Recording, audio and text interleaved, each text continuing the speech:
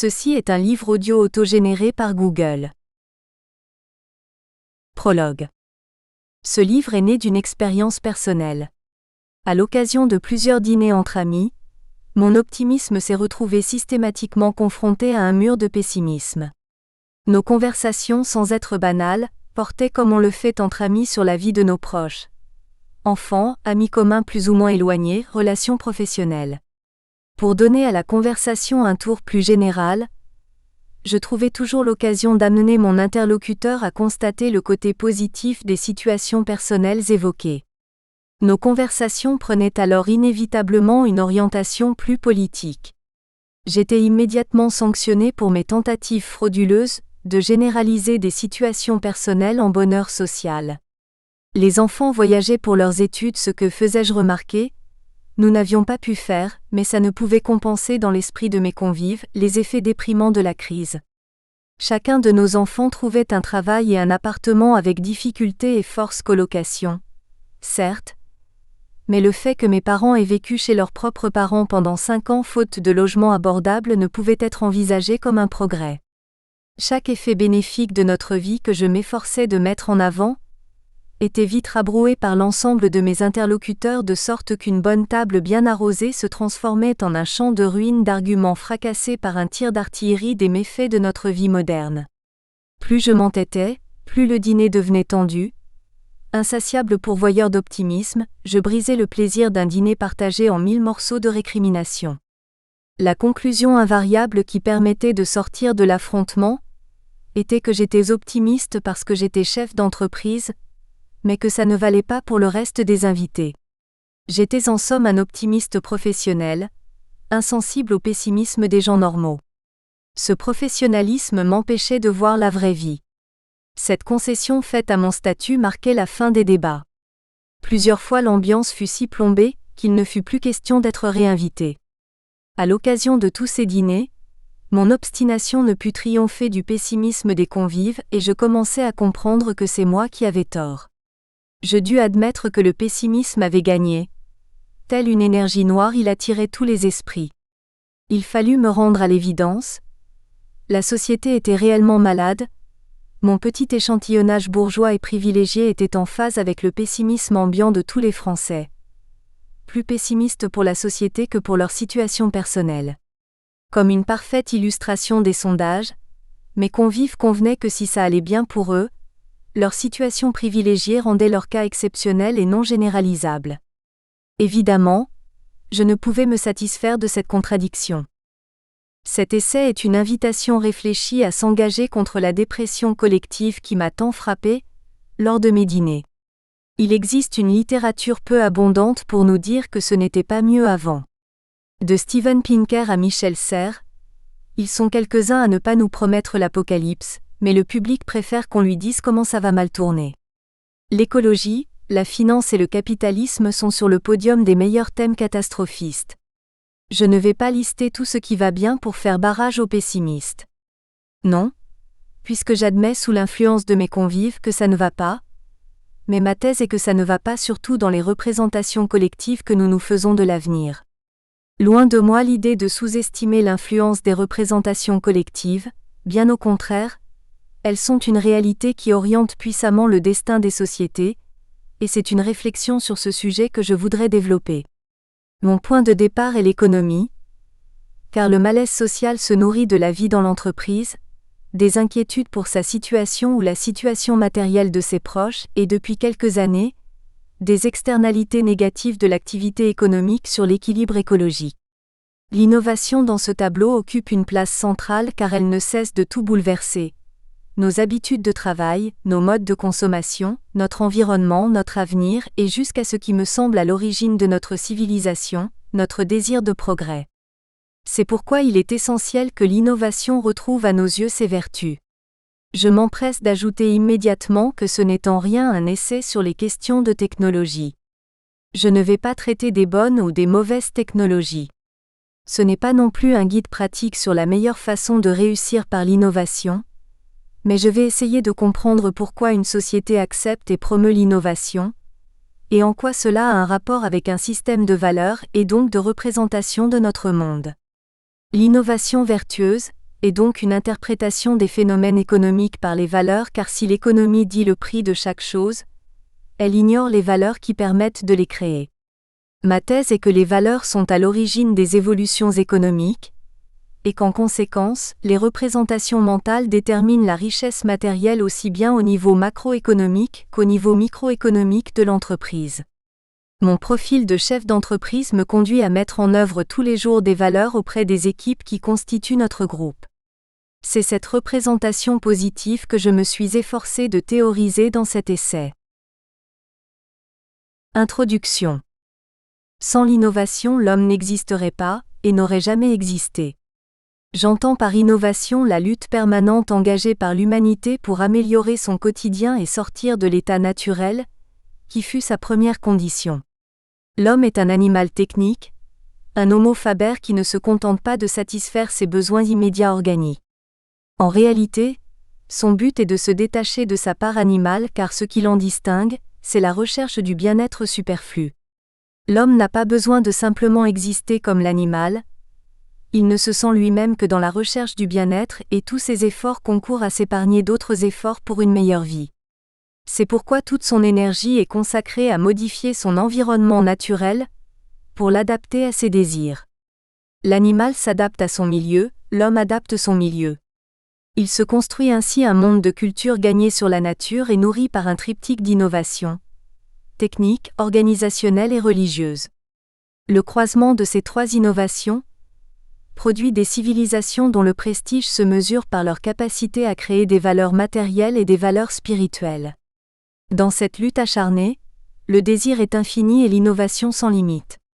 Allez savoir ce que seront les besoins des hommes quand seul le superflu leur est indispensable? De quoi les hommes ont-ils une réelle utilité? Les choses se compliquent sérieusement quand l'innovation stimule les besoins. L'homme éprouve alors un vertige cosmique face à l'enchaînement de ses découvertes et de ses désirs. Autant de bien-être que de dangers s'y cachent. Le transhumanisme franchit un pas de plus en voulant modifier la nature même et plus seulement le milieu culturel. L'homme augmenté, échappant à la mort, dépasse les limites naturelles et semble s'arroger les privilèges divins. Certains s'en effraient. Notre civilisation qui a connu une accélération foudroyante des innovations, est prise par ce vertige et l'avenir est redouté. L'innovation est dans tous ses états, elle nous affole. Le monde qui se construit sous son impulsion a-t-il encore du sens? Ne contrevient-il pas à l'éthique et aux valeurs qui font notre humanité? On avance à rebours vers l'avenir car l'aspiration au progrès a cédé la place aux craintes de l'écologisme. La croissance capitaliste, sous prétexte d'innovation, ne brûle-t-elle pas la maison? Ne faut-il pas arrêter la marche folle de la croissance? Ne sommes-nous pas en train de détruire notre monde par excès de mondialisation? Ces craintes, exacerbées par l'épidémie du coronavirus, ont été recyclées par de nombreux penseurs empêchés originels du progrès. Dès lors est-il possible de accent aigu enchanter le progrès? Dans ces conditions, comment l'innovation peut-elle être qualifiée de vertueuse? Force est de constater que l'innovation ne perturbe pas que l'environnement, c'est aux organisations humaines qu'elle s'attaque en premier. Elle a toujours suscité des réactions de rejet. Les ouvriers tisserands qui cassaient les machines à tisser au motif que celles-ci détruisaient leurs emplois, s'opposaient à l'innovation technique, mais ils ne purent triompher du désir des clients pour des produits moins chers et de meilleure qualité. Nos choix individuels de consommateurs n'ont de cesse de rechercher l'innovation pour améliorer notre quotidien. Il fut un temps où cette recherche alimentait l'espoir d'un monde meilleur. La révolution industrielle qui fit jaillir le progrès de l'état de stagnation plurimillénaire des économies agricoles, s'est conçue comme une période conquérante. Un récit positif l'accompagnait. Le progrès était perçu comme la promesse d'un futur enviable. Ce récit nous manque. Il nous manque parce qu'aucune société, pour être harmonieuse, ne peut s'abstenir d'une vision positive de l'avenir, d'un projet fédérateur. Il nous manque parce que le progrès est fondamentalement ce qui est arrivé de mieux à l'humanité. Malgré ce constat que chacun peut éprouver dans son quotidien, le désenchantement gagne notre vision de l'avenir. Ce désenchantement est aussi un désenchantement du présent. Je l'analyserai dans cet essai comme une faiblesse spirituelle. Certains diront qu'il suffit à l'avenir d'advenir pour provoquer le désenchantement. Il y a certes comme une constante de la psychologie humaine pour la déception du présent, mais l'incapacité à construire un avenir à partir de valeurs reconnues comme d'origine spirituelle, me semble-t-il, en est la cause essentielle. C'est pourquoi, l'avenir redouté est plus le symptôme d'une faiblesse spirituelle qu'un invariant psychologique à jouir du présent. Il faut bien admettre qu'aujourd'hui, nous modifions notre avenir à un rythme tel que nous n'arrivons plus à nous y projeter.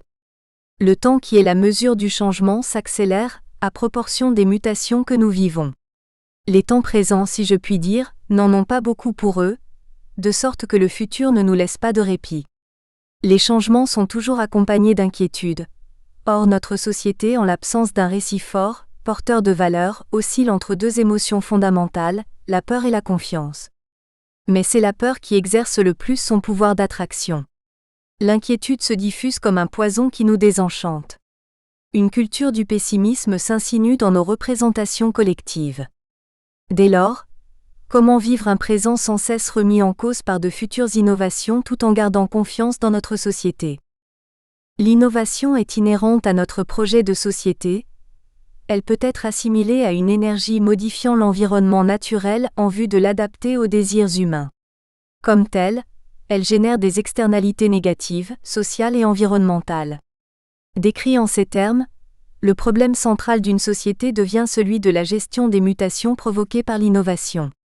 L'inquiétude qui occupe les esprits sur un plan collectif est nourrie par les sujets économiques. Le chômage, le sentiment de déclassement, le déclin économique, le réchauffement climatique lié à l'activité humaine. Il se trouve que la science économique a un rôle central à jouer dans la compréhension de ce que j'ai appelé la lutte acharnée pour modifier son quotidien. C'est elle que nous allons solliciter dans ce livre, pour mieux appréhender l'innovation. Mais les phénomènes économiques réels se doublent d'une appréciation subjective de la réalité.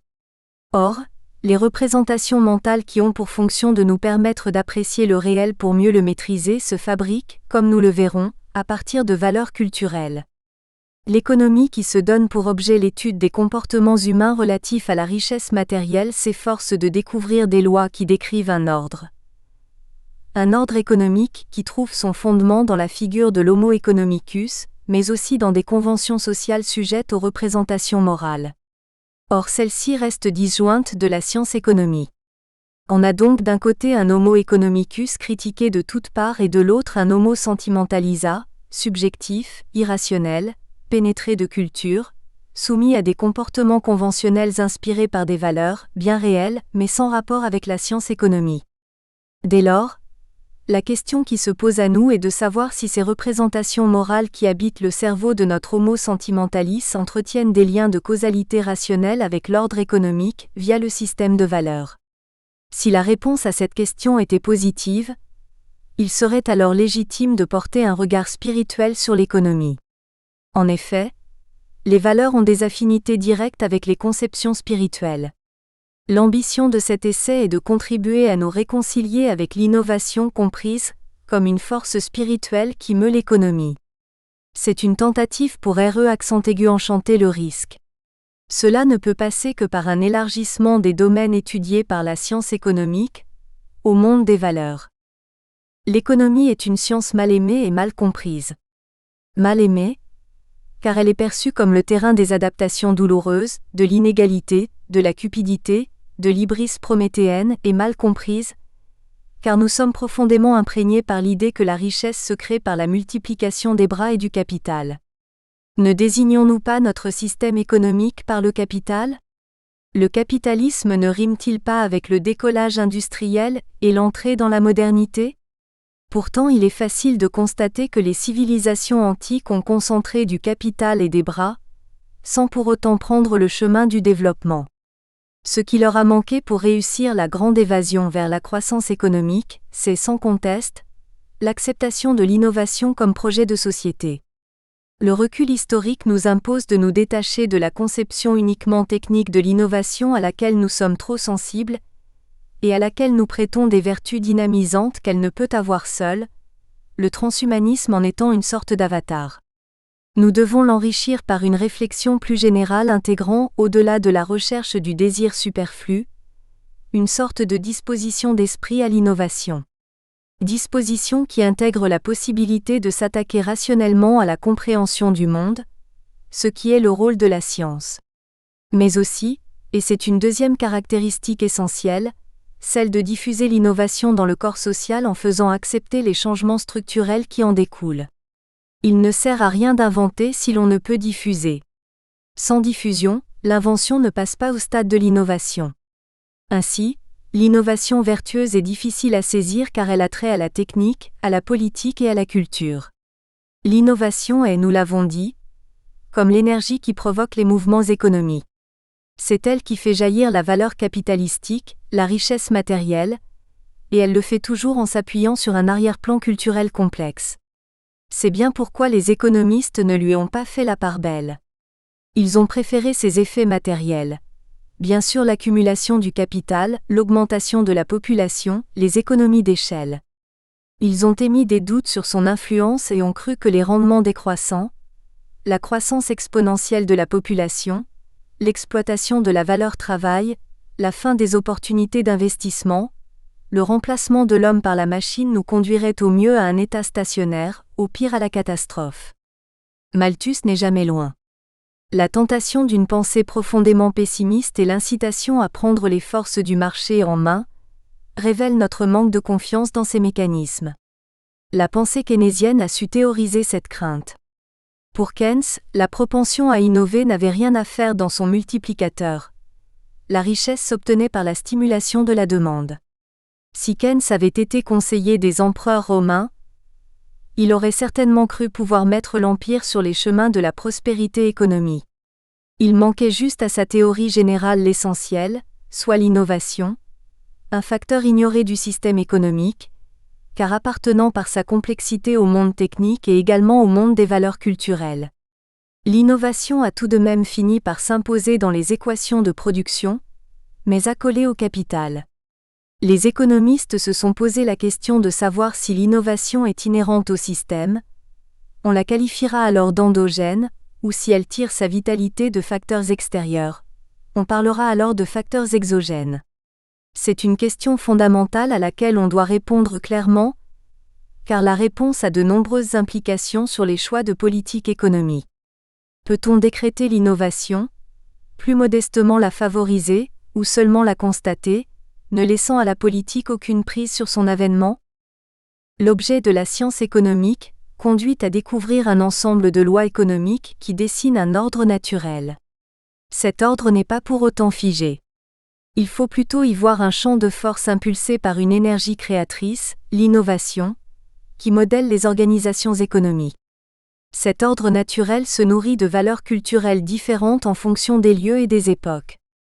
Il se décline en de multiples ordres culturels. Parmi ces valeurs certaines, se distinguent par leur capacité à façonner les sociétés du point de vue de leur production. Je les appelle macro-valeurs. Elles ont un impact direct sur l'innovation. Ainsi, chercher des vertus à l'innovation consiste à comprendre les règles économiques dans la continuité de la notion de valeur au sens matériel et spirituel, et non pas simplement à chercher des innovations qui sont bonnes pour notre vie quotidienne. L'introduction du spirituel dans l'économie se fera par le biais de l'analyse de l'impact des valeurs culturelles sur le développement de l'innovation. L'homo economicus est, nous l'avons dit, critiqué de toutes parts, mais si l'on n'arrive pas à faire le lien entre l'économie qui se fonde sur l'intérêt et l'économie qui s'inspire des valeurs, on ne pourra pas non plus parler de spirituel dans l'économie. Pour ceux qui se représentent le système économique comme foncièrement malade, du fait du jeu des intérêts égoïstes et de ses effets délétères sur l'environnement, l'éthique ne sera jamais qu'un adjuvant, et d'ordre naturel économique il ne peut être question. La thèse que je défends ici est à l'opposé. Il existe un ordre naturel économique qui n'est pas fait de nécessité comme l'ordre de la nature mais d'éthique. Plus l'éthique s'exprime dans les relations économiques, plus la société est inclusive et harmonieuse. En affirmant que l'optimum économique ne peut se passer d'éthique, on sous-entend qu'il existe également un optimum spirituel. Il n'y a aucune naïveté à voir dans les mécanismes du marché, la trace d'un ordre spirituel. Le marché révèle la rareté en lui fixant un prix, mais il ne la crée pas, bien au contraire il contribue à l'atténuer. Un regard spirituel sur le marché n'est donc pas illégitime, mais ce regard a besoin d'être comme purifié par la raison scientifique pour que nos contemporains envisagent sa pertinence au sujet de l'économie. Depuis Adam Smith, bien que cet auteur classique ait écrit une théorie des sentiments moraux avant d'entreprendre la rédaction de La richesse des nations, l'intérêt matériel s'oppose à la morale. Le spirituel a ainsi déserté le champ de la science économique, à la faveur de la main invisible et de l'intérêt du boucher. Le bien commun ne peut désormais se concevoir qu'à la charge des grands hommes intègres extérieurs au système économique. La morale exerce son influence sur l'économie mais comme une force extérieure, elle s'oppose donc à l'idée d'un ordre spirituel fondateur. Voilà qui semble paradoxal. La morale opposée au spirituel, mais comme le disait Frédéric Bastiat, n'avons-nous pas trop de grands hommes qui veulent s'occuper d'économie ? La perte de confiance dans un système économique mal compris contribue à l'inflation des réglementations et à la création d'une atmosphère de défiance morale qui inhibe l'innovation. Il faut donc s'assurer que la question économique centrale de la création de richesse est bien comprise et dégager des jugements de valeur qui l'enveloppent pour mieux l'étouffer. Sans cet effort de compréhension, nous ne pouvons dénouer les liens qui nous mènent aux valeurs, et sans accès aux valeurs, nous ne pouvons accéder au spirituel. Tels les anges de l'échelle de Jacob, nos analyses se doivent de gravir tous les échelons, des échanges matériels jusqu'au ciel des idées. C'est ce parcours échelonné que je propose dans 3 chapitres. J'utiliserai dans cet essai une formulation par métaphore. La mer des coups, le baron de Munchausen, la toile cirée, le jardinier, un monde de melons, les roues inversées, car je crois que les débats économiques se focalisent sur des arguments simples, visibles et chargés d'émotions extrêmement difficiles à démonter par des raisonnements supportés par un langage mathématique rigoureux mais abscon. L'avantage va à la simplicité et à l'émotion, ce qui n'est pas une bonne chose. Une métaphore permet de suivre des causalités complexes avec moins d'efforts, tout en faisant comprendre la réalité. Dans le premier chapitre, j'essaierai de dégager la compréhension des phénomènes économiques, des présupposés moralisants, des jugements de valeur qui généralement se concentrent sur l'aspect visible des phénomènes économiques. Je redonne à l'économie son sens commun d'économiser, mettre de côté, faire mieux avec moins. Ce faisant, je propose de fixer la réflexion non pas sur le capital, mais sur l'innovation. Notre première interrogation portera donc sur l'origine de la richesse. Est-elle essentiellement un surplus permis par l'accumulation du capital ou une économie liée à une innovation ? La réponse à cette question devra nous conduire à dédiaboliser le cœur du processus de création de richesse. L'innovation génère intrinsèquement de l'inégalité, c'est une source de déstabilisation permanente de l'harmonie sociale. Le phénomène semble s'accélérer, c'est l'économie du diable, celle qui se voit. Nous analyserons dans un deuxième chapitre en quoi la croissance liée à l'innovation participe aux inégalités. Mais loin du discours ambiant, nous ferons ressortir par quel mécanisme la rente s'oppose à l'innovation, et en quoi cela change notre perception de l'inégalité. Nous tenterons de mieux cerner les conséquences sociales du processus de création de richesse, pour mieux démythifier le discours anxiogène qui accompagne ces évolutions. Nous tenterons également de modifier nos représentations mentales sur ces sujets, qui condamnent notre système économique. Dans un dernier chapitre, nous relierons les lois de la création de valeurs matérielles à ce que j'ai appelé les macro-valeurs, c'est-à-dire les valeurs culturelles qui donnent ou non aux sociétés leur énergie créatrice. Après avoir étudié l'économie du diable dont les effets se voient, nous chercherons les fondamentaux culturels de l'économie qui ne se voient pas. Nous nous servirons du concept d'homéostasie, tiré des sciences naturelles, pour comprendre comment la régulation des sociétés dépend des valeurs culturelles. La confiance, on le sait, appartient au monde de l'économie, or c'est la seule valeur économique qui ne soit pas matérielle. De ce fait, elle joue un rôle primordial dans la régulation des sociétés. Elle nous dit aussi que ce qui fait la société innovante, c'est sa confiance dans l'avenir. Faire société, c'est se faire confiance, c'est donc accepter des règles d'échange des intérêts, de régulation et de justice. C'est donc considérer le marché en tant que produit culturel. S'aventurer dans le domaine de la culture quand on parle d'économie n'est pas sans risque. L'économie a gagné ses galons de science en abandonnant son attribut de politique. Elle ne s'appelle plus économie politique, comme au temps de Montchrétien, mais science-économie. Les mathématiques s'y sont patiemment imposées contre un discours politique et philosophique qui ne faisait guère avancer la connaissance. Par conséquent, vouloir flirter avec la culture, n'est-ce pas risquer de perdre les acquis d'une pensée rigoureuse? Je ne le pense pas. Nous verrons qu'un minimum de méthodologie s'impose. Nous espérons que vous avez apprécié cet aperçu. Pour continuer à écouter ce livre audio sur Google Play Livres, utilisez le lien dans la description de la vidéo.